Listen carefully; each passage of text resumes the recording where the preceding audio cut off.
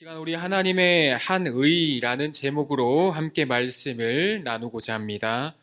오늘 살펴볼 로마서 3장 말씀은 1장에서 시작해서 지금까지 인간이란 존재가 어떠한 상황에 놓여 있었고 그것을 바탕으로 어떻게 살아가고 있었는가에 대해 되짚어주는 결론부에 해당합니다.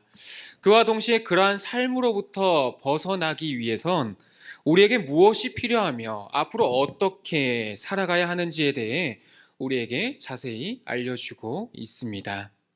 그렇다면 이 말씀을 통해 오늘날 우리에게 어떤 깨달음을 주고자 하는지 함께 살펴보기를 원합니다. 오늘 본문을 들어가기 앞서 인간이 먼저 어떠한 상황에 놓여 있는지, 어떻게 살아가고 있었는지에 대해 짚고 넘어가 보자 합니다.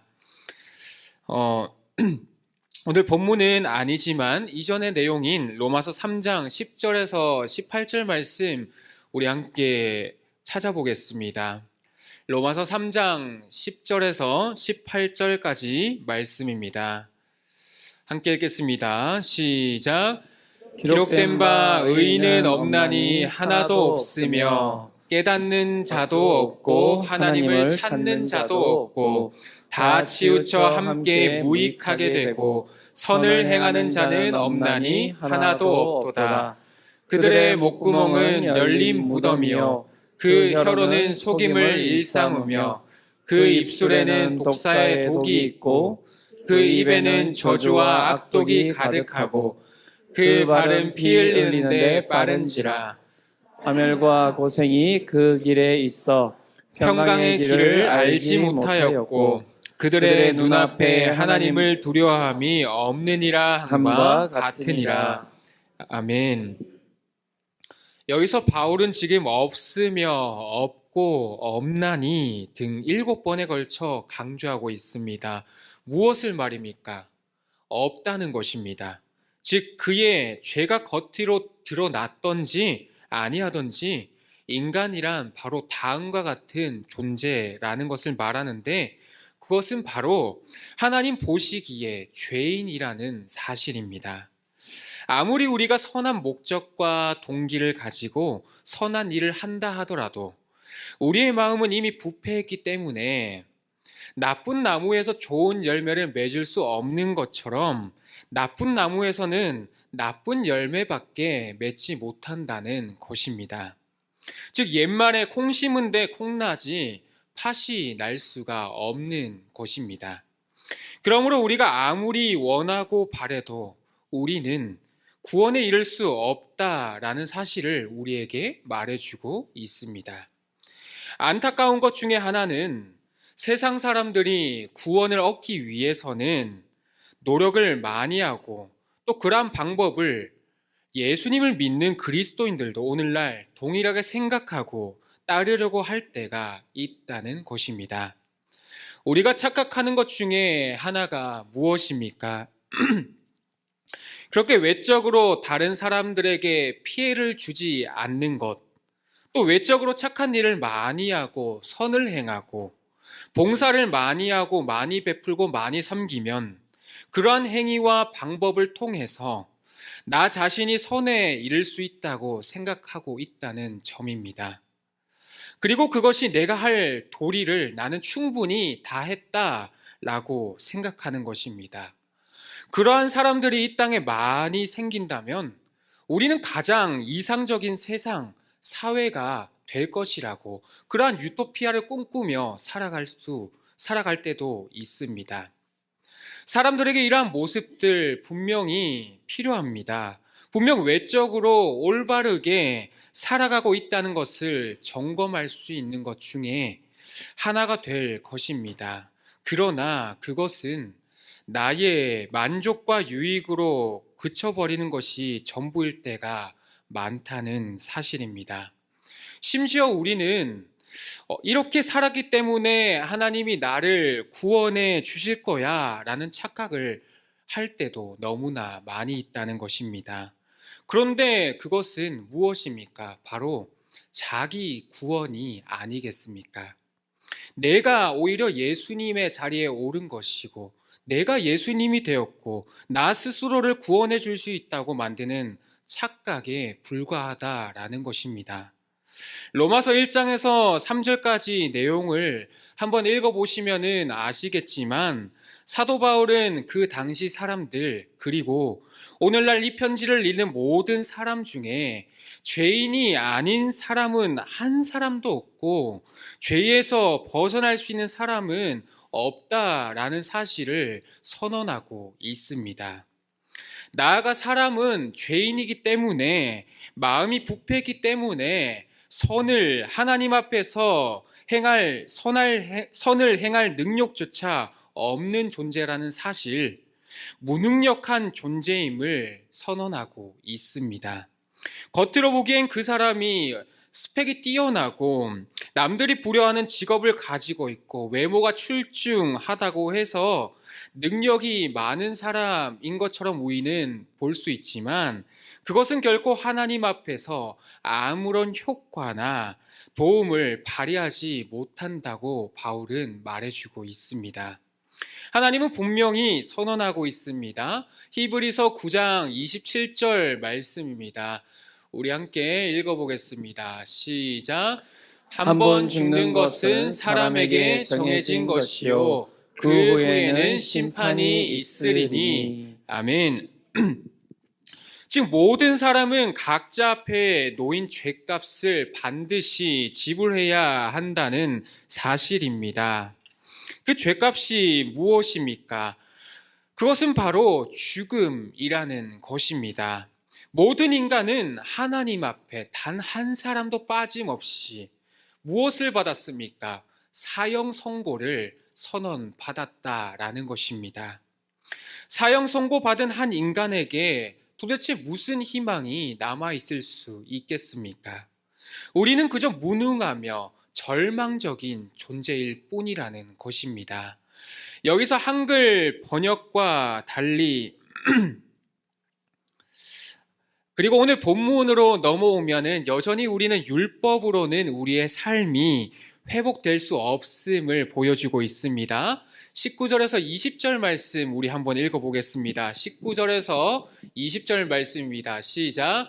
우리가 알거니와 물은 율법이 말하는 바는 율법 아래에 있는 자들에게 말하는 것이니 이는 모든 입을 막고 온 세상으로 하나님의 심판 아래에 있게 하려 함이라. 그러므로 율법의 행위로 그의 앞에 의롭다 하심을 얻을 육체가 없나니 율법으로는 죄를 깨달음이니라. 아멘.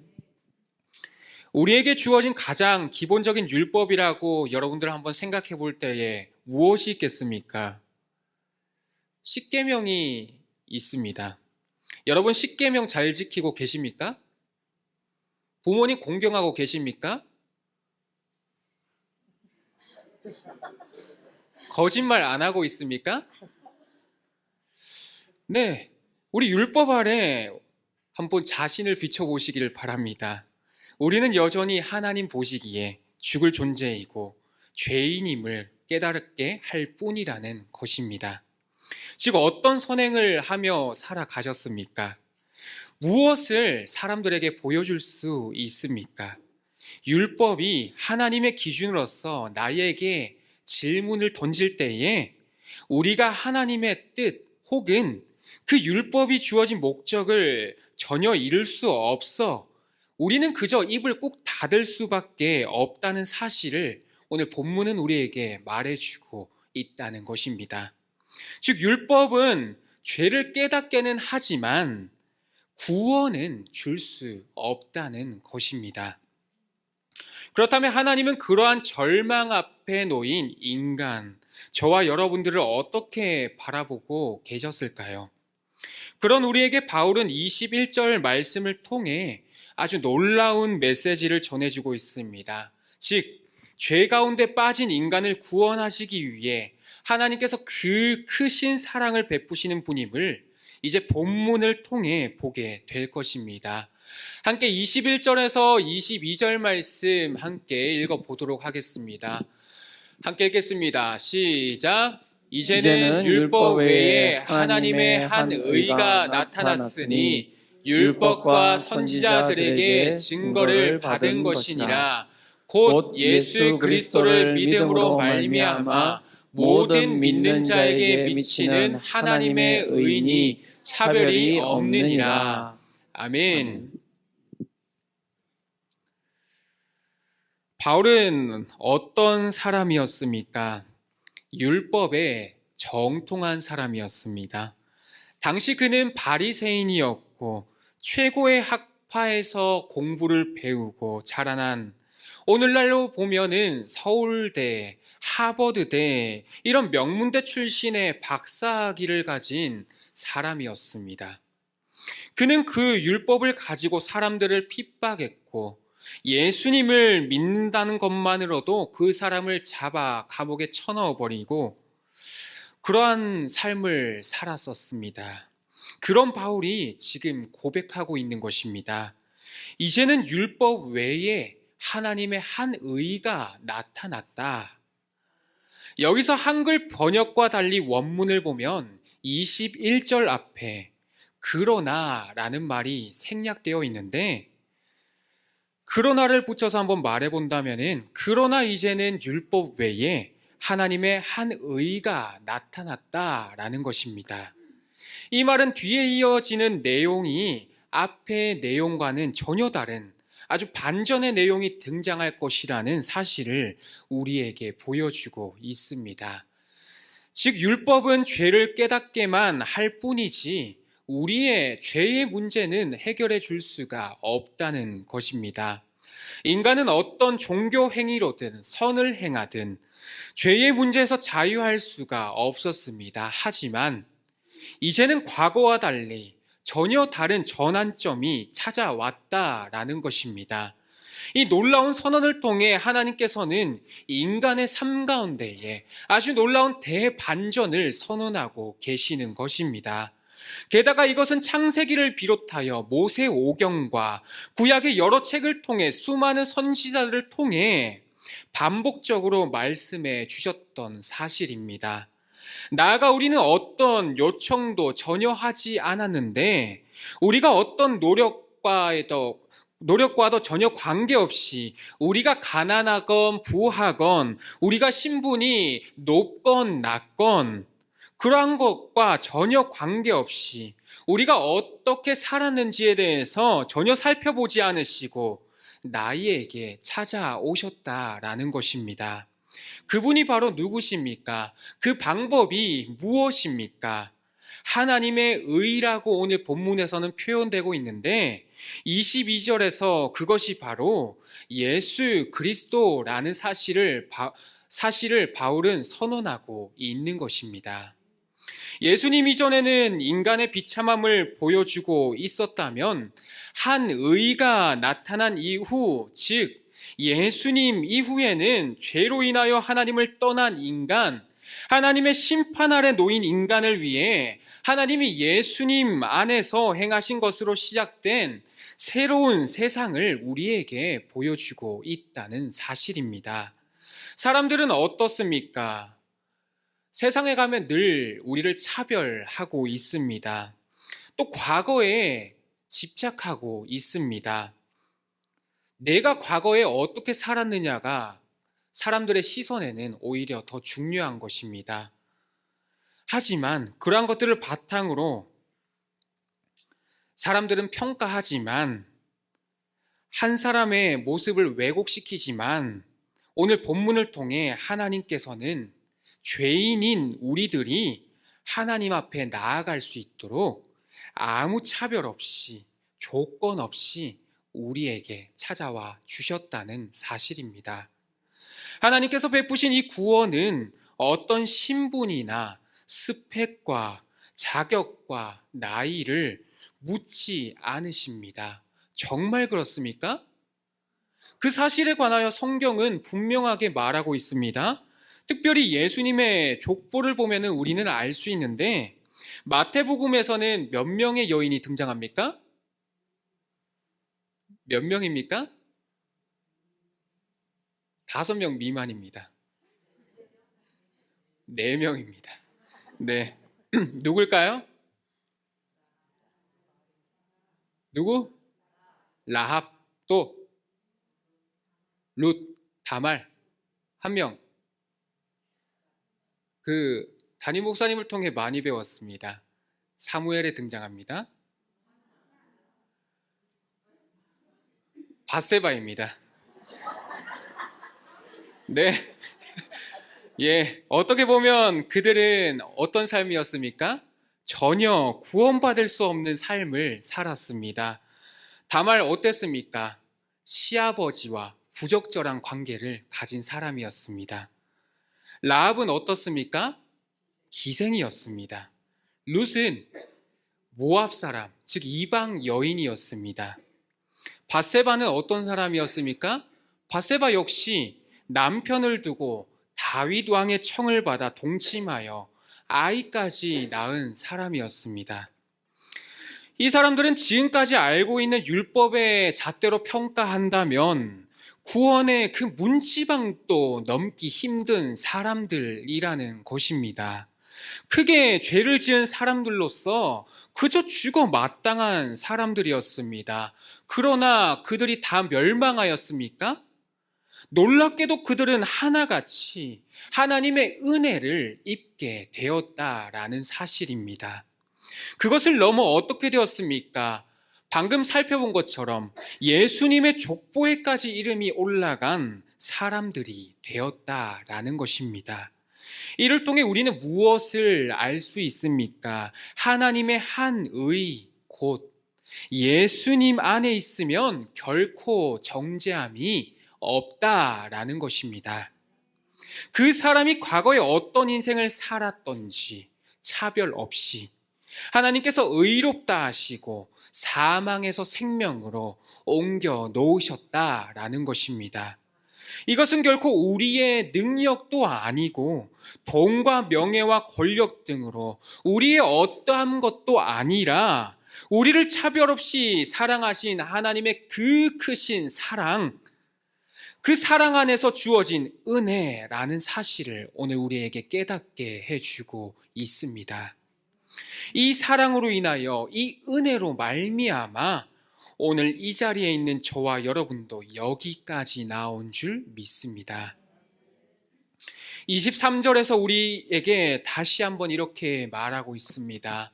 우리 23절 말씀 한번 읽어보겠습니다. 함께 읽겠습니다. 시작. 모든 사람이 죄를 범하였음에 하나님의 영광에 이르지 못하더니. 아멘. 성경은 예수님을 믿기 전 하나님의 의가 우리에게 찾아오기 전 어떤 상태였는지 분명히 정의합니다. 모든 인간의 상태는 죄를 범하여 하나님의 영광을 잃어버린 상태에 놓였다라고 말입니다. 여기서 죄를 범했다는 것은 하나님을 인정하지 아니하고 대적하는 상태에 놓여 있었다라는 의미입니다.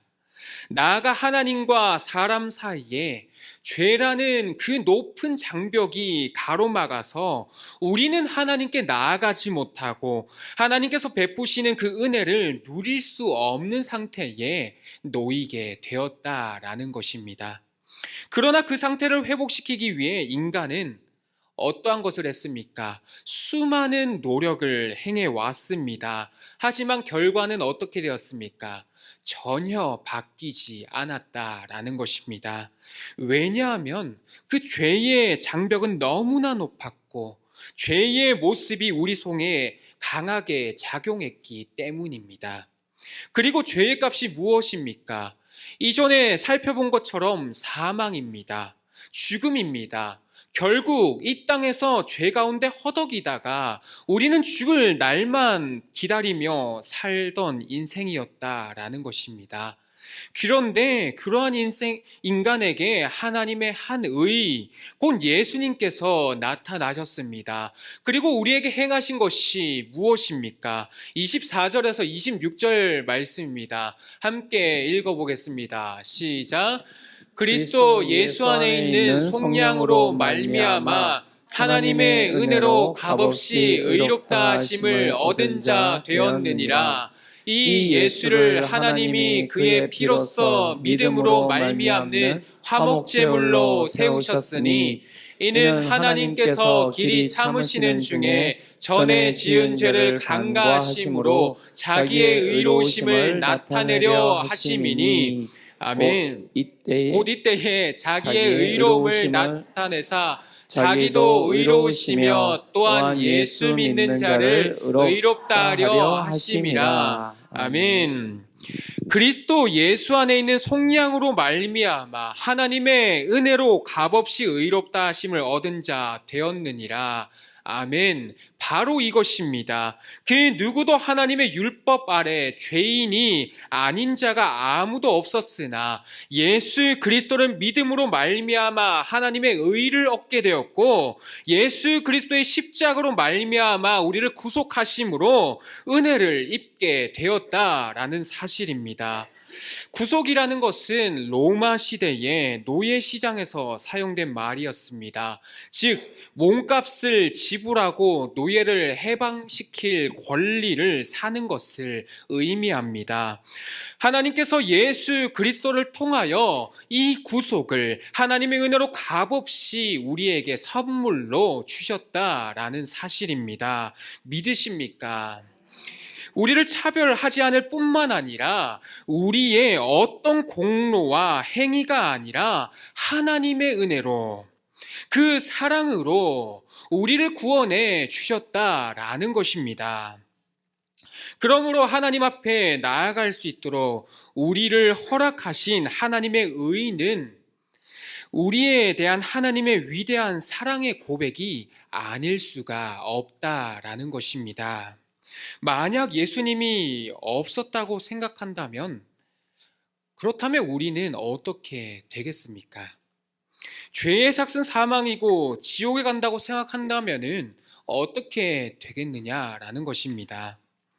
그런데 예수님께서 우리를 구속하심으로 말미암아 구원받을 자격 없는 우리를 자녀 삼아주시고 천국 백성 삼아주시니 얼마나 놀라운 은혜가 아닐 수가 있겠습니까? 그러므로 구원받은 우리가 자랑할 것이 도대체 무엇이 있겠느냐라는 것입니다. 바울은 우리에게 있을 수가 없다라고 분명하게 말하고 있습니다. 왜냐하면 이 모든 것은 우리가 하나님 보시기에 의로운 행동을 했기 때문에 주어지는 것이 아니라 믿음의 법에 의해 의롭다함을 받았기 때문이라는 것입니다. 이 구원이 우리의 행위에 있는 것이 아니라 하나님의 사랑과 은혜에 근거하며 우리의 노력과 자격으로 주어지는 것이 아니라 믿음으로 얻을 수 있다는 이 사실이 하나님의 선물로 우리에게 주어졌다는 이 사실이 얼마나 놀라운 은혜가 아닐 수가 있겠습니까? 그러므로 우리는 그 구원을 베푸신 하나님의 사랑에 감사할 수밖에 없는 것이고 그저 그 은혜가 너무 감사해서 기뻐서 하나님 앞에 이렇게 예배하러 나올 수밖에 없는 것이 아니겠습니까? 여기서 우리는 이런 생각을 할 수 있겠습니다. 그런데 믿는 것도 우리의 공로가 될 수 있는 것이 아니겠습니까? 그러나 요한복음 3장 16절은 이렇게 말하고 있습니다. 함께 읽어보겠습니다. 시작. 하나님이 세상을 이처럼 사랑하사 독생자를 주셨으니 이는 그를 믿는 자마다 멸망하지 않고 영생을 얻게 하려 하심이라. 아멘.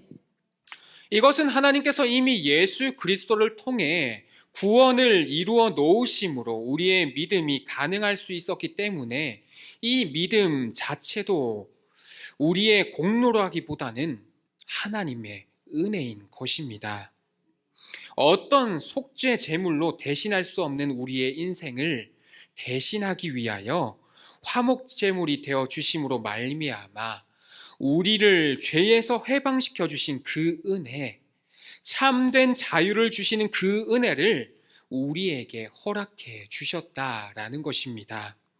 이것은 십자가를 통해 우리에게 나타나신 놀라우신 하나님 아버지의 사랑임을 믿으시기를 소망합니다. 끝으로 29절에서 31절 말씀 우리 함께 읽겠습니다. 함께 읽겠습니다. 시작. 하나님은 다만 유대인의 하나님이 아니시냐 또한 이방인의 하나님은 아니시냐 진실로 이방인의 하나님도 되시느니라. 할례자도 믿음으로 말미암아 또한 무할례자도 믿음으로 말미암아 의롭다 하실 하나님은 한 분이시니라. 그런즉 우리가 믿음으로 말미암아 율법을 파기하느냐 그럴 수 없느니라. 도리어 율법을 굳게 세우느니라. 아멘. 하나님은 유대인이나 이방인이나 다 하나님이십니다. 하나님은 한 분이십니다. 과거와 현재와 미래를 막론하고 변함없으신 분, 그 한 분 하나님이라는 것입니다.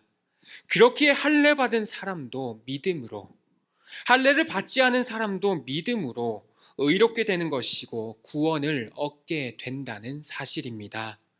죽을 수밖에 없던 우리가 하나님으로부터 구원의 은혜를 입었다라는 사실을 믿는다면 우리가 자랑해야 할 것이 무엇이 있겠습니까?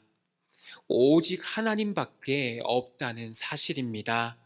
그 피로 말미암아 저와 여러분을 구원하신 예수 그리스도밖에 없다는 사실입니다. 말씀을 맺고자 합니다. 우리에게 가장 중요한 것은 무엇입니까? 이 땅에서 무엇을 먹을까, 무엇을 마실까 고민하며 사는 것입니까? 가난과 질병으로부터 자유함을 누리는 것입니까? 오늘 본문은 말합니다. 그것보다 더 중요한 것은 죄로부터 벗어난 것이라는 사실을 성경은 분명하게 말해주고 있다는 것입니다. 그렇다면 성도님들은 진정으로 하나님 앞에서, 말씀 앞에서 자신이 죽을 수밖에 없는 죄인임을 믿고 계십니까? 그런 우리를 죽기까지 사랑하신 예수 그리스도를 믿음으로 말미암아 하나님께 의롭다 칭함을 받고 하나님과 가로막혔던 담이 무너졌고 하나님과의 관계가 회복되어졌다는 사실을 믿고 계시느냐라는 것입니다. 나 같은 죄인을 살리려고 하나님께서 이 구원의 길을 마련해 주셨다는 것입니다. 이 십자가의 은혜로 말미암아 저와 성도님들은 값없이 의롭다함을 받았습니다. 이 말은 결코 잘났거나 못났거나 비교할 것 전혀 없고 자랑할 것조차 없다는 사실입니다. 우리가 이 은혜를 생각해 본다면 결코 가만히 있을 수가 있겠습니까? 어떻게 그 은혜에 보답하지 않고 살아갈 수가 있겠느냐라는 것입니다. 날마다 주 안에서 서로 사랑하고 모든 것을 믿음으로 나아가야 할 줄 믿습니다. 하나님께서 우리를 구원하신 이유는 우리의 행복만을 위해서가 아닙니다. 베풀어 주신 그 은혜를 알고 가치 있게 사는 것이 가장 우리에게 중요한 줄 믿습니다. 우리는 무엇 때문에 존재하는 사람들입니까? 하나님을 나타내고 증거하기 위해 부름받은 저와 여러분들이라는 사실입니다. 그렇다면 우리의 욕심에 끌려 살아서는 안 되는 것이고 세상 사람들과 동일하게 살아서는 안 된다는 것입니다. 그렇다면 여러분들의 주인은 그리스도이십니까? 아니면 여러분들의 감정이나 여러분들의 의지이거나 여러분들의 지성이거나 여러분들이 하고 싶은 것입니까? 구원은 우리에게 있는 것이 아닙니다. 예수님께 달려 있습니다. 인간이 아무리 자기 잘난 일로 모든 것을 노력한다 할지라도 그것은 하나님 편에서 전혀 선한 것을 만들어낼 수 없다는 것이 성경의 진리인 줄 믿으시기를 소망합니다. 이제 곧 고난주간이 다가오고 있습니다. 나를 위해 십자가에 달려 죽으신 그 예수님의 은혜, 그 누구도 차별 없이 구약 시대부터 예언하시고 약속하시고 우리를 위하여 마련해 놓으신 그 하나님의 귀한 의, 여러분들의 삶 가운데 놀랍고 영광스러운 은혜로 임한 그 예수님을 날마다 붙잡고 의지하며 나아가는 복된 삶을 누려가기를 간절히 소망합니다. 이 시간 우리 함께 찬양으로 고백하며 나아가기를 원합니다.